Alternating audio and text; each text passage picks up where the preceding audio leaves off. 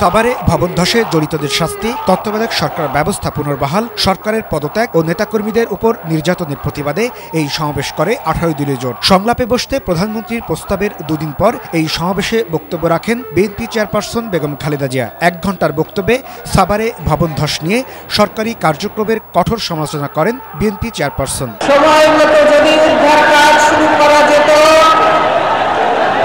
তাহলে অনেক মানুষকে বাঁচানো সম্ভব হতো, এবং শুধু তাই নয়, বিদেশিরা পর্যন্ত সাহায্য করতে চেয়েছিল উদ্ধার কাজে, কিন্তু সরকার তাদের সাহায্য দেয় নাই, নিজেরাও সময় মতো সাহায্য করতে এগিয়ে আসে নাই।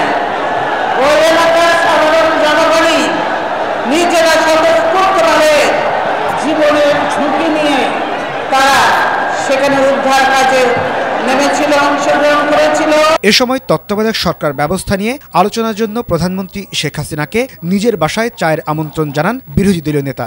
তিনি এখন ফটো সেশনের কথা বলেন, তিনি এখন সংসদে আসার জন্য আহ্বান জানান, আর কয়েকদিন পরে হয়তো চা খাওয়ার আমন্ত্রণও জানাতে পারে। আমি বলবো যে আসুন, আমি আমার বাড়িতে ওনাকে চা খাওয়ার আমন্ত্রণ জানাচ্ছি, তত্ত্বাবধায়ক সরকার নিয়ে নির্দলীয় সরকারের রূপরেখা কি হবে সেখানে আলোচনা করার জন্য ওনাকে আমি চায়ের আমন্ত্রণ জানাচ্ছি। বক্তব্যের এক পর্যায়ে সমবেত নেতাকর্মীদের কাছে বেগম খালেদা জিয়া জানতে চান তিনি নির্দেশ দিলে তারা রাজপথে অবস্থান নেবেন কিনা। জবাবে সমাবেশস্থলে উপস্থিত নেতাকর্মীরা দাঁড়িয়ে হাত উঁচিয়ে সমস্যারে লাগাতার অবস্থানের পক্ষে তাদের সম্মতির জানান দেন।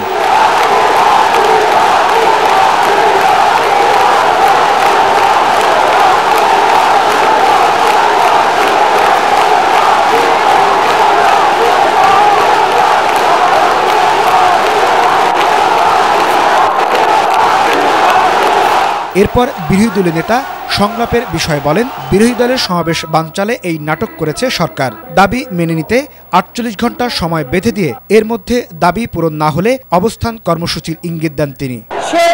আমি আপনাদেরকে বলার পরেও আপনারা রাজি হওয়া সত্ত্বেও আমি সরকারের 24 ঘন্টার বদলে 48 ঘন্টা টাইম দিচ্ছি আপনাদেরকে নিরপেক্ষ সরকারের।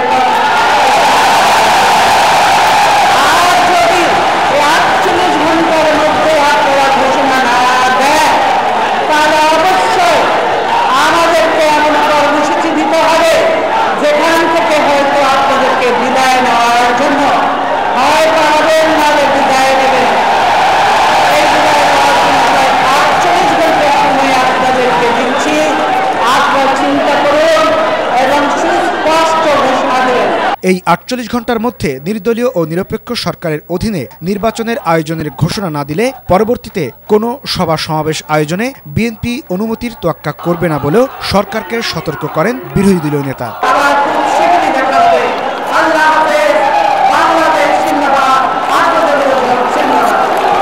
Rafiquzzaman, Islamic television, Dhaka.